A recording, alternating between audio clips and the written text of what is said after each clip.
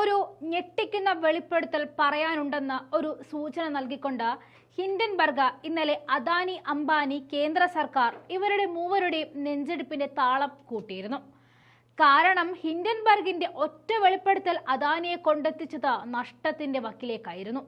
$86 billion, അതായത് 8600 കോടി രൂപയായിരുന്നു ഒറ്റ വെളിപ്പെടുത്തൽ കൊണ്ട് അദാനിയുടെ നഷ്ടം.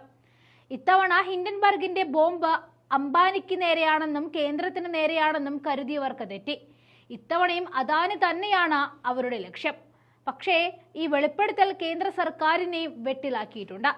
സെബി ചെയർപേഴ്സൺ മാധവി ബുച്ചിനും ഭർത്താവിനും അദാനി ഗ്രൂപ്പിന്റെ രഹസ്യ വിദേശ കമ്പനികളിൽ നിക്ഷേപമുണ്ടെന്ന വിവരമാണ് ഹിൻഡൻബർഗ് പുറത്തുവിട്ടിരിക്കുന്നത്. ഇതാണ് അദാനിക്കെതിരായ അന്വേഷണം വഴിമുട്ടാൻ കാരണമെന്നും ഹിൻഡൻബർഗ് ആരോപിക്കുന്നു. അദാനി ഗ്രൂപ്പിനെതിരെ കഴിഞ്ഞ വർഷം പുറത്തുവന്ന ഹിൻഡൻബർഗ് റിപ്പോർട്ടിൽ സെബിയാണ് അന്വേഷണം നടത്തുന്നത്.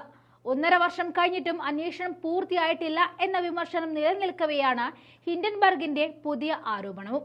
ഓഹരി മൂല്യം പെരുപ്പിച്ചുകാട്ടുവാനായി അദാനി ഷെൽ കമ്പനികൾ രൂപീകരിച്ചിരുന്നു. ഈ ഷെൽ കമ്പനികളിലാണ് സെബി ചെയർപേഴ്സൺ മാധവി ബുച്ചിനും ഭർത്താവിനും നിക്ഷേപമുണ്ടെന്ന് ആരോപിക്കുന്നത്. അദാനി ഗ്രൂപ്പ് ഓഹരികൾ വില പെരുപ്പിച്ചുകാട്ടി എന്നായിരുന്നു ഹിൻഡൻബർഗ് ആദ്യം പുറത്തുവിട്ട റിപ്പോർട്ട്. 2023 ജനുവരിയിലാണ് ഹിൻഡൻബർഗ് റിപ്പോർട്ട് പുറത്തുവിട്ടത്.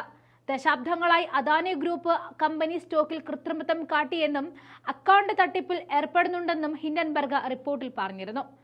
ന്യായമായതിലും 85% ഉയർന്ന തുകയിലാണ് അദാനി ഗ്രൂപ്പിന്റെ ഓഹരികളുടെ വ്യാപാരം നടക്കുന്നതെന്നും റിപ്പോർട്ടിൽ ചൂണ്ടിക്കാട്ടിയിരുന്നു. കള്ളപ്പണം വെളുപ്പിക്കുന്നതിനും ആരോപണം ഉയർന്നിരുന്നു.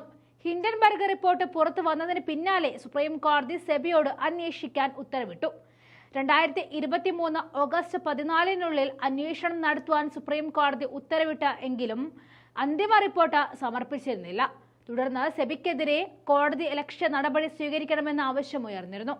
ഹിൻഡൻബർഗിന്റെ പുതിയ റിപ്പോർട്ട് കേന്ദ്ര സർക്കാരിനും അദാനി ഗ്രൂപ്പിനും ഒരുപോലെ തിരിച്ചടിയാകും. ഓഹരി വിപണി നിയന്ത്രിക്കുന്ന കേന്ദ്ര സർക്കാർ സ്ഥാപനമാണ് securities and exchange board of India എന്ന സെബി. ഈ സെബി ചെയർപേഴ്സൺ അദാനിയുടെ ഓഹരി തട്ടിപ്പിന് കൂട്ടുനിന്നു എന്ന ആരോപണം പ്രതിപക്ഷവും ഏറ്റെടുക്കും. ഹിൻഡൻബർഗിന്റെ റിപ്പോർട്ടുകളിൽ സമഗ്ര അന്വേഷണം വേണമെന്ന് നേരത്തെ തന്നെ ആവശ്യം ഉയർന്നതിനാൽ വിഷയത്തിലെ സുപ്രീം കോടതി ഇടപെടലും ഇനി പ്രധാനമാണ്.